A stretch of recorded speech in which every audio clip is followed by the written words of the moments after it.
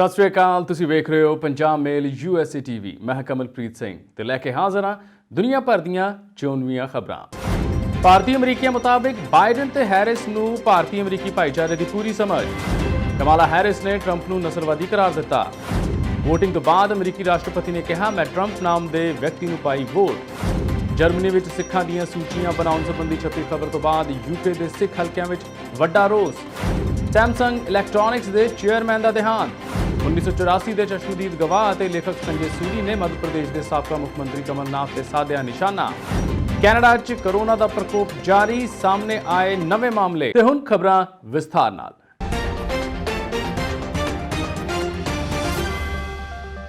Democratic ਉਮੀਦਵਾਰਾਂ ਦੀ ਹਮਾਇਤ ਕਰ ਰਹੇ ਪ੍ਰਵਾਸੀ ਭਾਰਤੀ ਆਗੂਆਂ ਦਾ ਕਹਿਣਾ ਹੈ ਕਿ ਜੋ ਬਾਈਡਨ ਅਤੇ ਸੈਨੇਟਰ ਕਮਾਲਾ ਹੈਰਿਸ ਨੂੰ ਭਾਰਤੀ ਅਮਰੀਕੀ ਭਾਈਚਾਰੇ ਦੀ ਬਹੁਤ ਚੰਗੀ ਸਮਝ ਹੈ।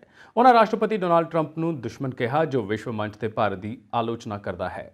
3 ਨਵੰਬਰ ਦੀਆਂ ਰਾਸ਼ਟਰਪਤੀ ਚੋਣਾਂ ਵਿੱਚ 2 ਹਫ਼ਤਿਆਂ ਤੋਂ ਵੀ ਘੱਟ ਸਮਾਂ ਰਹਿਣ ਤੇ ਭਾਰਤੀ ਅਮਰੀਕੀਆਂ ਨੇ ਸ਼ੁੱਕਰਵਾਰ ਨੂੰ ਕਿਹਾ ਕਿ ਪਹਿਲਾਂ ਅਮਰੀਕੀ ਸੈਨੇਟਰ ਵਜੋਂ ਅਤੇ ਫਿਰ ਉਪ ਰਾਸ਼ਟਰਪਤੀ ਵਜੋਂ ਬਾਈਡਨ ਵੱਲੋਂ ਭਾਈਚਾਰੇ ਦੀ ਮਜ਼ਬੂਤੀ ਨਾਲ ਮਦਦ ਕੀਤੀ ਗਈ। ਭਾਰਤੀ ਅਮਰੀਕੀਆਂ ਦਾ ਮੰਨਣਾ ਹੈ ਕਿ ਟਰੰਪ ਪ੍ਰਸ਼ਾਸਨ ਦੇ 4 ਵਰ੍ਹਿਆਂ ਤੋਂ ਬਾਅਦ ਸਾਨੂੰ ਪਤਾ ਹੈ ਕਿ ਸਾਡੇ ਬੱਚਿਆਂ ਅਤੇ ਅਗਾਂਹ ਉਹਨਾਂ ਦੇ ਬੱਚਿਆਂ ਲਈ ਉਹੋ ਜਿਹੇ ਮੌਕੇ ਨਹੀਂ ਹੋਣਗੇ ਜੋ ਸਾਡੇ ਲਈ ਸਨ। ਸਾਨੂੰ ਅਜਿਹੇ ਆਗੂ ਦੀ ਲੋੜ ਹੈ ਜੋ ਸਾਡੇ ਭਾਈਚਾਰੇ, ਸਾਡੀਆਂ ਕਦਰਾਂ ਕੀਮਤਾਂ, ਸਾਡੇ ਮਾਨ ਸਨਮਾਨ ਨੂੰ ਸਮਝੇ ਅਤੇ ਸਾਡੀ ਮਿਹਨਤ ਦੀ ਕਦਰ ਕਰੇ ਅਤੇ ਸਾਨੂੰ ਬਰਾਬਰ ਮੌਕੇ ਦੇਵੇ ਅਤੇ ਸਾਡੀ ਸੁਣਵਾਈ ਹੋਵੇ। ਉਹਨਾਂ ਕਿਹਾ ਕਿ ਬਾਈਡਨ ਅਤੇ ਹੈਰਿਸ ਅਜਿਹੇ ਆਗੂ ਹਨ ਜੋ ਦੇਸ਼ ਨੂੰ ਇਸ ਖਿਲਾਰੇ ਚੋਂ ਕੱਢਣ ਲਈ ਯੋਗ ਅਗਵਾਈ ਕਰਨਗੇ ਅਤੇ ਇਸ ਦੀ ਰੂਹ ਨੂੰ ਬਹਾਲ ਕਰਨਗੇ। ਮੱਧ ਵਰਗੀ ਅਰਥਚਾਰੇ ਨੂੰ ਪੈਰਾਂ ਸਿਰ ਕਰਨਗੇ ਅਤੇ ਅਮਰੀਕਾ ਦੀ ਲੀਡਰਸ਼ਿਪ ਨੂੰ ਵਿਸ਼ਵ ਮੰਚ ਤੇ ਮੁੜ ਸਥਾਪਿਤ ਕਰਨਗੇ ਅਤੇ ਭਾਰਤ ਨਾਲ ਬਿਹਤਰੀਨ ਰਿਸ਼ਤੇ ਕਾਇਮ ਕਰਨਗੇ। ਅੰਤਿਮ ਰਾਸ਼ਟਰਪਤੀ ਬਹਿਸ ਦਾ ਹਵਾਲਾ ਦਿੰਦਿਆਂ ਉਹਨਾਂ ਕਿਹਾ ਕਿ ਟਰੰਪ ਨੇ ਭਾਰਤ ਦੀ ਵਿਸ਼ਵ ਮੰਚ ਤੇ ਆਲੋਚਨਾ ਕੀਤੀ ਹੈ। ਉਹਨਾਂ ਦੋਸ਼ ਲਾਇਆ, ਭਾਈਚਾਰੇ ਨੂੰ ਸਮਝ ਹੈ ਕਿ ਕੌਣ ਭਾਰਤ ਦਾ ਦੋਸਤ ਹੈ ਅਤੇ ਕੌਣ ਦੁਸ਼ਮਣ। ਟਰੰਪ ਦੁਸ਼ਮਣ ਹੈ। ਸਜਰੀ ਬਹਿਸ ਦੇ ਮੰਚ ਤੋਂ ਉਸਨੇ ਕਿਹਾ ਕਿ ਤੁਸੀਂ ਭਾਰਤ ਦੇ ਕੋਵਿਡ-19 ਅੰਕੜਿਆਂ ਤੇ ਭਰੋਸਾ ਨਹੀਂ ਕਰ ਸਕਦੇ ਅਤੇ ਭਾਰਤ ਗੰਦਾ ਹੈ। ਉਸਨੇ H1 ਵੀਜ਼ਾ ਪ੍ਰੋਗਰਾਮ ਮੁਅੱਤਲ ਕਰ ਦਿੱਤਾ, ਭਾਰਤ ਨਾਲ ਵਪਾਰਕ ਸੰਧੀਆਂ ਨੂੰ ਜੋਖਮ ਵਿੱਚ ਪਾ ਦਿੱਤਾ ਅਤੇ ਭਾਰਤ ਦੇ ਪ੍ਰਧਾਨ ਮੰਤਰੀ ਨਰਿੰਦਰ ਮੋਦੀ ਦੀ ਦੋਸਤੀ ਨੂੰ ਕੇਵਲ ਤਸਵੀਰਾਂ ਦੇ ਮੌਕਿਆਂ ਲਈ ਵਰਤਿਆ। ਇਸੇ ਤਰ੍ਹਾਂ ਦੇ ਵਿਚਾਰ ਕੈਲੀਫੋਰਨੀਆ ਤੋਂ ਆਗੂ ਐਸ਼ ਕਾਲੜਾ, ਅਦਿਤੀ ਪਾਲ, ਕਾਰੋਬਾਰੀ ਅਸ਼ੋਕ ਭੱਟ ਅਤੇ ਨੇਹਾ ਦੇਵਨ ਨੇ ਪ੍ਰਗਟਾਏ। ਉਹਨਾਂ ਕਮਾਲਾ ਹੈਰਿਸ ਦਾ ਮਾਂ ਬੋਲੀ ਤੇ ਭਾਰਤ ਪ੍ਰਤੀ ਸਨੇਹ ਅਤੇ ਜੋ ਬਾਈਡਨ ਦੀ ਭਾਰਤੀ ਭਾਈਚਾਰੇ ਦੇ ਦੁਵੱਲੇ ਸੰਬੰਧਾਂ ਬਾਰੇ ਸਮਝ ਅਤੇ ਨਰਮਾਈ ਬਾਰੇ ਗੱਲ ਕੀਤੀ। ਡੈਮੋਕ੍ਰੈਟਿਕ ਪਾਰਟੀ ਦੀ ਉਪ ਰਾਸ਼ਟਰਪਤੀ ਅਹੁਦੇ ਦੀ ਉਮੀਦਵਾਰ ਕਮਾਲਾ ਹੈਰਿਸ ਨੇ ਡੋਨਾਲਡ ਟਰੰਪ ਨੂੰ ਨਸਲਵਾਦੀ ਕਰਾਰ ਦਿੱਤਾ ਹੈ ਅਤੇ ਕਿਹਾ ਹੈ ਕਿ ਉਹਨਾਂ ਦਾ ਨਸਲਵਾਦ ਇੱਕ ਤਰੀਕਾ ਹੈ। ਉਹਨਾਂ ਕਿਹਾ, ਅਜਿਹਾ ਨਹੀਂ ਹੈ ਕਿ ਇਸ ਸੰਬੰਧੀ ਕੋਈ ਇੱਕਾ ਦੁੱਕਾ ਘਟਨਾ ਵਾਪਰੀ ਹੋਵੇ। ਨਸਲਵਾਦ ਦਾ ਉਹ ਤਰੀਕਾ ਅਸੀਂ ਦੇਖਿਆ ਹੈ। ਉਹਨਾਂ ਸਾਬਕਾ ਰਾਸ਼ਟਰਪਤੀ ਬਰਾਕ ਓਬਾਮਾ ਦੀ ਜਾਇਜ਼ਤਾ ਤੇ ਸਵਾਲ ਕੀਤਾ। ਇਸੇ ਦੌਰਾਨ ਰਾਸ਼ਟਰਪਤੀ ਅਹੁਦੇ ਲਈ ਡੈਮੋਕ੍ਰੈਟਿਕ ਉਮੀਦਵਾਰ ਜੋ ਬਾਈਡਨ ਨੇ ਰਾਸ਼ਟਰਪਤੀ ਚੋਣਾਂ ਤੋਂ ਕੁਝ ਦਿਨ ਪਹਿਲਾਂ ਮਹਾਮਾਰੀ ਦੇ ਟਾਕਰੇ ਪ੍ਰਤੀ ਆਪਣੀ ਪਹੁੰਚ ਦਾ ਖੁਲਾਸਾ ਕਰਦਿਆਂ ਕਿਹਾ ਕਿ ਜੇਕਰ ਉਹ ਰਾਸ਼ਟਰਪਤੀ ਚੁਣੇ ਜਾਂਦੇ ਹਨ ਤਾਂ ਉਹ ਸਾਰੇ ਅਮਰੀਕੀਆਂ ਲਈ ਕੋਵਿਡ-19 ਦੀ ਮੁਫਤ ਵੈਕਸੀਨ ਯਕੀਨੀ ਬਣਾਉਣਗੇ। ਅਮਰੀਕਾ ਵਿੱਚ ਰਾਸ਼ਟਰਪਤੀ ਚੋਣਾਂ ਦਾ ਦੌਰ ਜਾਰੀ ਹੈ। ਰਾਸ਼ਟਰਪਤੀ ਡੋਨਾਲਡ ਟਰੰਪ ਨੇ ਸ਼ਨੀਵਾਰ ਸਵੇਰੇ ਵੈਸਟ ਪਾਮ ਬੀਚ ਵਿੱਚ ਵੋਟਿੰਗ ਕੀਤੀ। ਇਸ ਮਗਰੋਂ ਟਰੰਪ ਨੇ ਪੱਤਰਕਾਰਾਂ ਨੂੰ ਕਿਹਾ ਕਿ ਉਹਨਾਂ ਨੇ ਟਰੰਪ ਨਾਮ ਦੇ ਵਿਅਕਤੀ ਨੂੰ ਵੋਟ ਪਾਈ ਹੈ। ਜ਼ਿਕਰਯੋਗ ਹੈ ਕਿ ਵੈਸਟ ਪਾਮ ਬੀਚ ਟਰੰਪ ਦੇ ਨਿੱਜੀ ਮਾਰਗ ਐਲੇਗੋ ਕਲੱਬ ਦੇ ਨੇੜੇ ਹੈ। ਉਹ ਪਹਿਲਾਂ ਨਿਊਯਾਰਕ ਵਿੱਚ ਵੋਟਿੰਗ ਕਰਦੇ ਸਨ ਪਰ ਪਿਛਲੇ ਸਾਲ ਆਪਣੀ ਰਿਹਾਇਸ਼ ਬਦਲ ਕੇ ਫਲੋਰੀਡਾ ਚਲੇ ਗਏ ਹਨ। ਟਰੰਪ ਨੇ ਜਿਹੜੀ ਲਾਇਬ੍ਰੇਰੀ ਵਿੱਚ ਬਣੇ ਵੋਟਿੰਗ ਕੇਂਦਰ ਵਿੱਚ ਵੋਟਿੰਗ ਕੀਤੀ, ਉਸ ਦੇ ਬਾਹਰ ਵੱਡੀ ਗਿਣਤੀ ਵਿੱਚ ਉਹਨਾਂ ਦੇ ਸਮਰਥਕ ਇਕੱਠੇ ਹੋਏ ਸਨ। ਉਹ ਲੋਕ 4 ਸਾਲ ਹੋਰ ਦੇ ਨਾਅਰੇ ਲਗਾ ਰਹੇ ਸਨ। ਰਾਸ਼ਟਰਪਤੀ ਨੇ ਵੋਟਿੰਗ ਕਰਨ ਦੇ ਦੌਰਾਨ ਮਾਸਕ ਪਾਇਆ ਹੋਇਆ ਸੀ ਪਰ ਪੱਤਰਕਾਰਾਂ ਨਾਲ ਗੱਲ ਕਰਨ ਦੌਰਾਨ ਟਰੰਪ ਨੇ ਮਾਸਕ ਉਤਾਰ ਦਿੱਤਾ। ਉਹਨਾਂ ਨੇ ਇਸ ਵੋਟਿੰਗ ਨੂੰ ਬਹੁਤ ਸੁਰੱਖਿਅਤ ਦੱਸਿਆ। ਉਧਰ ਡੈਮੋਕ੍ਰੈਟਿਕ ਉਮੀਦਵਾਰ ਜੋ ਬਾਈਡਨ ਨੇ ਹੁਣ ਤੱਕ ਵੋਟਿੰਗ ਨਹੀਂ ਕੀਤੀ ਹੈ। ਉਹਨਾਂ ਦੇ 3 ਨਵੰਬਰ ਨੂੰ ਚੋਣਾਂ ਦੇ ਦੌਰਾਨ ਡੈਲਵੇਅਰ ਵਿੱਚ ਆਪਣੇ ਵੋਟ ਦੇ ਅਧਿਕਾਰ ਦੀ ਵਰਤੋਂ ਕਰਨ ਦੀ ਸੰਭਾਵਨਾ ਹੈ।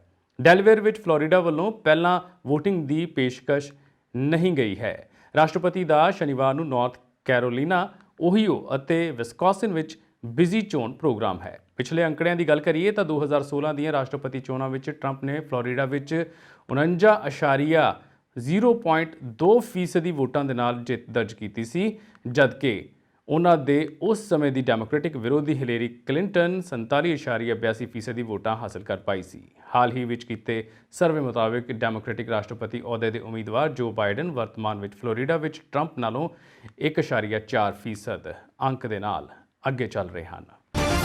ਜਰਮਨੀ ਵਿੱਚ ਸਿੱਖਾਂ ਦੀਆਂ ਸੂਚੀਆਂ ਬਣਾਉਣ ਬਾਰੇ ਭਾਰਤੀ ਐਮਬੈਸੀ ਦੇ ਇੱਕ ਅਧਿਕਾਰੀ ਦੇ ਨਾਂ ਹੇਠ ਵਾਇਰਲ ਹੋਈ ਈਮੇਲ ਸੰਬੰਧੀ ਛਪੀ ਖਬਰ ਤੋਂ ਬਾਅਦ ਯੂਕੇ ਦੇ ਸਿੱਖ ਹਲਕਿਆਂ ਵਿੱਚ ਵੱਡਾ ਰੋਸ ਪਾਇਆ ਜਾ ਰਿਹਾ ਹੈ। ਯੂਰਪ ਦੀ ਵਕੀਲ ਡਾਕਟਰ ਮਨਵੀ ਵੱਲੋਂ ਸੋਸ਼ਲ ਮੀਡੀਆ ਤੇ ਉਕਤ ਈਮੇਲ ਸਾਂਝੀ ਕਰਦਿਆਂ ਸਵਾਲ ਉਠਾਇਆ ਹੈ ਕਿ ਅਜਿਹਾ ਕਿਉਂ ਕੀਤਾ ਜਾ ਰਿਹਾ ਹੈ, ਕਿਉਂ ਨਹੀਂ ਸਿੱਖ ਭਾਈਚਾਰੇ ਨੂੰ ਖੁਦ ਸੱਦ ਕੇ ਉਹਨਾਂ ਨਾਲ ਗੱਲਬਾਤ ਕੀਤੀ ਜਾ ਰਹੀ। Sikh Federation UK, United Khalsa Dal UK ਨੇ ਕਿਹਾ ਹੈ ਕਿ ਅਜਿਹੀ ਜਾਣਕਾਰੀ ਇਕੱਤਰ ਕਰਨ ਦਾ ਮਤਲਬ ਵਿਦੇਸ਼ਾਂ ਵਿੱਚ ਵਸਦੇ ਸਿੱਖਾਂ ਦੀ ਨਿੱਜੀ ਜਾਣਕਾਰੀ ਇਕੱਤਰ ਕਰਨਾ ਕਈ ਤਰ੍ਹਾਂ ਦੇ ਸ਼ੰਕੇ ਪੈਦਾ ਕਰਦਾ ਹੈ। ਉਕਤ ਆਗੂਆਂ ਨੇ ਇਸ ਮਾਮਲੇ ਨੂੰ ਉਜਾਗਰ ਕਰਨ ਵਾਲੀ ਡਾਕਟਰ ਮਨਵੀ ਦਾ ਵੀ ਧੰਨਵਾਦ ਕੀਤਾ ਅਤੇ ਇਸ ਨਾਲ ਹੀ ਜਰਮਨੀ ਅਤੇ ਯੂਕੇ ਸਰਕਾਰ ਤੋਂ ਮੰਗ ਕੀਤੀ ਹੈ ਕਿ ਇਸ ਮਾਮਲੇ ਦੀ ਜਾਂਚ ਕੀਤੀ ਜਾਵੇ। ਜ਼ਿਕਰਯੋਗ ਹੈ ਕਿ ਭਾਰਤ ਸਰਕਾਰ ਵੱਲੋਂ ਸਿੱਖਾਂ ਦੀਆਂ ਕਾਲੀਆਂ ਸੂਚੀਆਂ ਨੂੰ ਸਮੇਂ-ਸਮੇਂ ਖਤਮ ਕਰਨ ਦੀ ਕੋਸ਼ਿਸ਼ ਹੁੰਦੀ ਰਹੀ ਹੈ ਅਤੇ ਆਖਰੀ ਵਾਰ ਸ਼੍ਰੀ ਗੁਰੂ ਨਾਨਕ ਦੇਵ ਜੀ ਦੇ 550ਵੇਂ ਪ੍ਰਕਾਸ਼ ਪੁਰਬ ਮੌਕੇ 312 ਸਿੱਖਾਂ ਦੇ ਨਾਂ ਸੂਚੀ ਵਿੱਚੋਂ ਕੱਢ ਦਿੱਤੇ ਗਏ ਸਨ। ਸਿਰਫ 2 ਨਾਂ ਹੀ ਹੁਣ ਕਾਲੀ ਸੂਚੀ ਵਿੱਚ ਹਨ, ਪਰ ਉਹ 2 ਕੌਣ ਹਨ ਅਜੇ ਤੱਕ ਬੁਝਾਰਤ ਬਣੀ ਹੋਈ ਹੈ। ਜ਼ਿਕਰਯੋਗ ਹੈ ਕਿ ਜੂਨ 1984 ਤੋਂ ਬਾਅਦ ਸਿੱਖਾਂ ਦੀਆਂ ਕਾਲੀਆਂ ਸੂਚੀਆਂ ਤਿਆਰ ਹੋਣ ਲੱਗੀਆਂ ਸਨ, ਪਰ ਕਦੇ ਵੀ ਕਾਲੀ ਸੂਚੀ ਜਨਤਕ ਰੂਪ ਵਿੱਚ ਸਾਹਮਣੇ ਨਹੀਂ ਆਈ ਸੀ। ਜਦ ਇਸ ਮੁੱਦੇ ਤੇ ਤੱਥਾਂ ਦੀ ਜਾਣਕਾਰੀ ਹਾਸਲ ਕਰਦਿਆਂ ਕੌਂਸਲੇਟ ਜਨਰਲ ਤੋਂ ਸਪਸ਼ਟੀਕਰਨ ਮੰਗਿਆ ਗਿਆ ਤਾਂ ਹੰਬਰਗ ਦੇ ਕੌਂਸਲੇਟ ਜਨਰਲ ਨੇ ਦੱਸਿਆ ਕਿ ਪ੍ਰਵਾਸੀਆਂ ਦੀਆਂ ਭਾਵਨਾਵਾਂ ਨੂੰ ਧਿਆਨ ਵਿੱਚ ਰੱਖਦਿਆਂ ਉਕਤ ਸੰਦੇਸ਼ ਨੂੰ ਵਾਪਸ ਲੈ ਲਿਆ ਗਿਆ ਹੈ। ਹਾਲਾਂਕਿ ਇਹ ਅਭਿਆਸ ਚੰਗੇ ਇਰਾਦੇ ਕਰਕੇ ਸੀ। ਸੈਮਸੰਗ ਇਲੈਕਟ੍ਰੋਨਿਕਸ ਦੇ ਚੇਅਰਮੈਨ ਲੀ ਕੁਨ ਹੀ ਦਾ ਦੇਹਾਂਤ ਹੋ ਗਿਆ ਹੈ। ਉਹ 78 ਸਾਲ ਦੇ ਸਨ। ਲੀ ਲੰਮੇ ਸਮੇਂ ਤੋਂ ਬਿਮਾਰ ਸਨ। ਉਹਨਾਂ ਵੱਲੋਂ ਛੋਟੀ ਜਿਹੀ ਟੈਲੀਵਿਜ਼ਨ ਕੰਪਨੀ ਸ਼ੁਰੂ ਕਰਨ ਤੋਂ ਬਾਅਦ ਇਲੈਕਟ੍ਰੋਨਿਕਸ ਖੇਤਰ ਵਿੱਚ ਸੈਮਸੰਗ ਨੂੰ ਇੱਕ ਵੱਡਾ ਬ੍ਰਾਂਡ ਬਣਾ ਦਿੱਤਾ। ਸੈਮਸੰਗ ਵੱਲੋਂ ਜਾਰੀ ਬਿਆਨ ਵਿੱਚ ਕਿਹਾ ਗਿਆ ਹੈ ਕਿ ਲੀ ਦੀ ਐਤਵਾਰ ਨੂੰ ਮੌਤ ਹੋ ਗਈ। ਉਸ ਵਕਤ ਉਹਨਾਂ ਦਾ ਬੇਟਾ ਲੀ ਜੋਈ ਯੋਂਗ ਅਤੇ ਪਰਿਵਾਰ ਦੇ ਹੋਰ ਮੈਂਬਰ ਉਹਨਾਂ ਨਾਲ ਸਨ। ਦਿਲ ਨੂੰ ਦੌਰਾ ਪੈਣ ਮਗਰੋਂ ਲੀ ਨੂੰ ਮਈ 2014 'ਚ ਹਸਪਤਾਲ ਦਾਖਲ ਕਰਵਾਇਆ ਗਿਆ ਸੀ। ਉਦੋਂ ਤੋਂ ਉਹ ਹਸਪਤਾਲ ਵਿੱਚ ਸੀ। ਉਹਨਾਂ ਦੀ ਗੈਰ ਹਾਜ਼ਰੀ ਵਿੱਚ ਉਹਨਾਂ ਦਾ ਪੁੱਤਰ ਹੀ ਦੱਖਣੀ ਕੋਰੀਆ ਦੀ ਸਭ ਤੋਂ ਵੱਡੀ ਕੰਪਨੀ ਦੇ ਕਾਰੋਬਾਰ ਨੂੰ ਸੰਭਾਲ ਰਿਹਾ ਸੀ। ਯੂਕੇ ਵਿੱਚ ਰਹਿ ਰਹੇ 1984 ਦੇ ਚਸ਼ਮਦੀਦ ਗਵਾਹ ਅਤੇ ਲੇਖਕ ਸੰਜੇ ਸੂਰੀ ਨੇ ਮੱਧ ਪ੍ਰਦੇਸ਼ ਦੇ ਸਾਬਕਾ ਮੁੱਖ ਮੰਤਰੀ ਕਮਲ ਨਾਥ ਨੂੰ ਨਿਸ਼ਾਨੇ ਤੇ ਲੈਂਦਿਆਂ ਕਿਹਾ ਹੈ ਕਿ ਉਹ ਆਪਣੇ ਬੋਲੇ ਸ਼ਬਦ ਆਈਟਮ ਤੇ ਪਰਦਾ ਪਾਉਣ ਦੀ ਕੋਸ਼ਿਸ਼ ਕਰ ਰਹੇ ਹਨ, ਕਿਉਂਕਿ ਕਿਸੇ ਔਰਤ ਨੂੰ ਅਜਿਹੇ ਸ਼ਬਦ ਨਾਲ ਸੰਬੋਧਨ ਨਹੀਂ ਕੀਤਾ ਜਾ ਸਕਦਾ। ਸੰਜੇ ਸੂਰੀ ਨੇ ਸੋਸ਼ਲ ਮੀਡੀਆ ਤੇ ਇਹ ਵੀ ਕਿਹਾ ਹੈ ਕਿ ਨਵੰਬਰ 1984 ਵਿੱਚ ਰਕਾਬਗੰਜ ਗੁਰਦੁਆਰਾ ਸਾਹਿਬ ਨਜ਼ਦੀਕ ਜਿਸ ਭੀੜ ਨੇ 2 ਸਿੱਖਾਂ ਨੂੰ ਜ਼ਿੰਦਾ ਸਾੜ ਦਿੱਤਾ ਸੀ, ਉਸ ਦੀ ਅਗਵਾਈ ਕਮਲ ਨਾਥ ਨੂੰ ਕਰਦਿਆਂ ਮੈਂ ਅੱਖੀਂ ਵੇਖਿਆ ਸੀ, ਜਿਸ ਬਾਰੇ ਉਹ ਸ਼ੁਰੂ ਤੋਂ ਹੀ ਇਨਕਾਰ ਕਰਦਾ ਆ ਰਿਹਾ ਹੈ। ਉਹਨਾਂ ਕਿਹਾ ਕਿ ਕਾਨੂੰਨੀ ਤੌਰ ਤੇ ਕਮਲ ਨਾਥ ਨੂੰ ਗ੍ਰਿਫਤਾਰ ਕਰਕੇ ਕਾਰਵਾਈ ਕਰਨੀ ਚਾਹੀਦੀ ਹੈ, ਪਰ ਕਿਸੇ ਵੀ ਸਰਕਾਰ ਨੇ ਅਜਿਹਾ ਨਹੀਂ ਕੀਤਾ। ਸੰਜੇ ਸੂਰੀ ਨੇ ਇਹ ਵੀ ਕਿਹਾ ਹੈ ਕਿ ਅਗਸਤ 2019 ਚ ਨਵੰਬਰ 84 ਦੇ ਕਤਲੇਆਮ ਦੀ ਦੁਬਾਰਾ ਜਾਂਚ ਲਈ ਬਣਾਈ ਗਈ ਸਿੱਟ ਨੂੰ ਉਹਨਾਂ ਇੱਕ ਗਵਾਹ ਵਜੋਂ ਸਬੂਤ ਦੇਣ ਦੀ ਪੇਸ਼ਕਸ਼ ਕੀਤੀ ਸੀ, ਜਿਸ ਦਾ ਅਜੇ ਤੱਕ ਜਵਾਬ ਨਹੀਂ ਮਿਲਿਆ।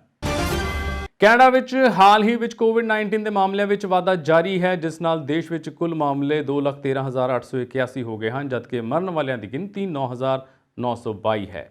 ਇੱਕ ਰਿਪੋਰਟ ਮੁਤਾਬਕ ਕੈਨੇਡਾ ਦੇ ਮੁੱਖ ਜਨਤਕ ਸਿਹਤ ਅਧਿਕਾਰੀ ਟੌਮ ਥੈਰੇਸਾ ਨੇ ਸ਼ਨੀਵਾਰ ਨੂੰ ਕਿਹਾ ਕਿ ਕੈਨੇਡਾ ਵਿੱਚ ਕੋਵਿਡ-19 ਦਾ ਪ੍ਰਕੋਪ ਜਾਰੀ ਹੈ ਅਤੇ ਗੰਭੀਰ ਬਿਮਾਰੀ ਨਾਲ ਜੂਝ ਰਹੇ ਲੋਕਾਂ ਦੀ ਗਿਣਤੀ ਵਿੱਚ ਲਗਾਤਾਰ ਵਾਧਾ ਹੋਇਆ ਹੈ।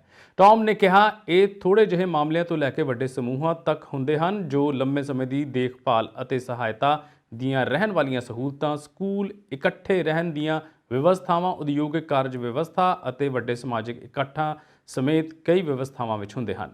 ਸ਼ਨੀਵਾਰ ਸਵੇਰੇ ਓਨਟਾਰੀਓ ਸੂਬੇ ਵਿੱਚ 978 ਨਵੇਂ ਮਾਮਲੇ ਸਾਹਮਣੇ ਆਏ, ਜਿਸ ਨੇ ਇੱਕ ਹੀ ਦਿਨ ਵਿੱਚ ਸਭ ਤੋਂ ਵੱਧ ਇਨਫੈਕਸ਼ਨ ਦੇ ਮਾਮਲਿਆਂ ਦਾ ਇੱਕ ਹੋਰ ਗੰਭੀਰ ਰਿਕਾਰਡ ਤੋੜਿਆ।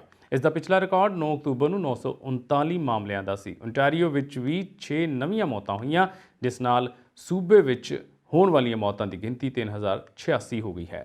ਸੂਬੇ ਵਿੱਚ ਲੈਬ ਦੁਆਰਾ ਪੁਸ਼ਟੀ ਕੀਤੀ ਲਾਗਾਂ ਦੀ ਕੁੱਲ ਗਿਣਤੀ 69,331 ਹੈ। ਕਿਊਬੈਕ ਸੂਬੇ ਨੇ ਸ਼ਨੀਵਾਰ ਨੂੰ ਐਲਾਨ ਕੀਤਾ ਕਿ ਮਹਾਮਾਰੀ ਦੀ ਸ਼ੁਰੂਆਤ ਤੋਂ ਬਾਅਦ 1009 ਹੋਰ ਲੋਕਾਂ ਨੇ ਇਸ ਵਾਇਰਸ ਲਈ ਸਕਾਰਾਤਮਕ ਟੈਸਟ ਕੀਤਾ ਹੈ, ਜਿਸ ਨਾਲ ਕੁੱਲ ਮਾਮਲਿਆਂ ਦੀ ਗਿਣਤੀ 99,235 ਹੋ ਗਈ ਹੈ।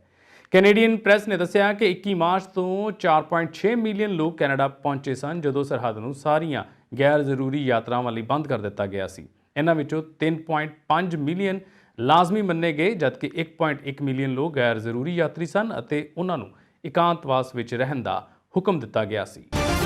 ਟਰੰਪ ਪ੍ਰਸ਼ਾਸਨ ਦੇ ਸੀਨੀਅਰ ਅਧਿਕਾਰੀ ਨੇ ਕਿਹਾ ਹੈ ਕਿ ਭਾਰਤ ਅਤੇ ਚੀਨ ਵਿਚਕਾਰ ਚੱਲ ਰਹੇ ਸਰਹੱਦੀ ਤਣਾਅ ਤੇ ਅਮਰੀਕਾ ਵੱਲੋਂ ਨੇੜਿਓਂ ਨਜ਼ਰ ਰੱਖੀ ਜਾ ਰਹੀ ਹੈ। ਅਗਲੇ ਹਫ਼ਤੇ ਭਾਰਤ ਅਤੇ ਅਮਰੀਕਾ 'ਚ ਮੰਤਰੀ ਪੱਧਰ ਦੀ 2+2 ਵਾਰਤਾ ਤੋਂ ਪਹਿਲਾਂ ਪੱਤਰਕਾਰਾਂ ਦੇ ਨਾਲ ਗੱਲਬਾਤ ਕਰਦਿਆਂ ਉਸ ਨੇ ਕਿਹਾ ਕਿ ਅਮਰੀਕਾ ਨਹੀਂ ਚਾਹੁੰਦਾ ਕਿ ਦੋਵੇਂ ਮੁਲਕਾਂ ਵਿਚਕਾਰ ਹਾਲਾਤ ਹੋਰ ਵਿਗੜਨ।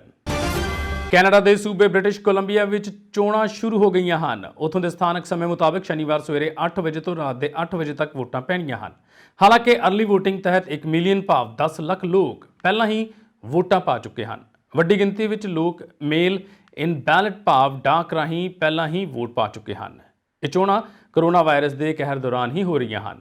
ਐਨਡੀਪੀ ਪਾਰਟੀ ਦੇ ਲੀਡਰ ਜੌਨ ਹੌਰਗਨ ਨੇ ਸਮੇਂ ਤੋਂ ਪਹਿਲਾਂ ਹੀ ਚੋਣਾਂ ਕਰਵਾਉਣ ਦਾ ਫੈਸਲਾ ਲਿਆ ਸੀ। ਸਰਵੇਖਣਾਂ ਵਿੱਚ ਤਾਂ ਇਹੀ ਲੱਗ ਰਿਹਾ ਹੈ ਕਿ ਜੌਨ ਹੌਰਗਨ ਦੁਬਾਰਾ ਜਿੱਤ ਜਾਣਗੇ, ਪਰ ਇਹ ਫੈਸਲਾ ਤਾਂ ਨਤੀਜਿਆਂ ਵਿੱਚ ਹੀ ਹੋਵੇਗਾ। ਜ਼ਿਕਰਯੋਗ ਹੈ ਕਿ ਪਹਿਲੀ ਵਾਰ ਅਜਿਹਾ ਹੋ ਰਿਹਾ ਹੈ ਕਿ ਲੋਕਾਂ ਨੇ ਡਾਕ ਰਾਹੀਂ ਲੱਖਾਂ ਦੀ ਗਿਣਤੀ ਵਿੱਚ ਵੋਟਾਂ ਪਾਈਆਂ, ਜਦਕਿ ਪਿਛਲੀ ਵਾਰ ਤਾਂ 7000 ਤੋਂ ਵੀ ਘੱਟ ਲੋਕਾਂ ਨੇ ਡਾਕ ਰਾਹੀਂ ਵੋਟ ਪਾਈ ਸੀ।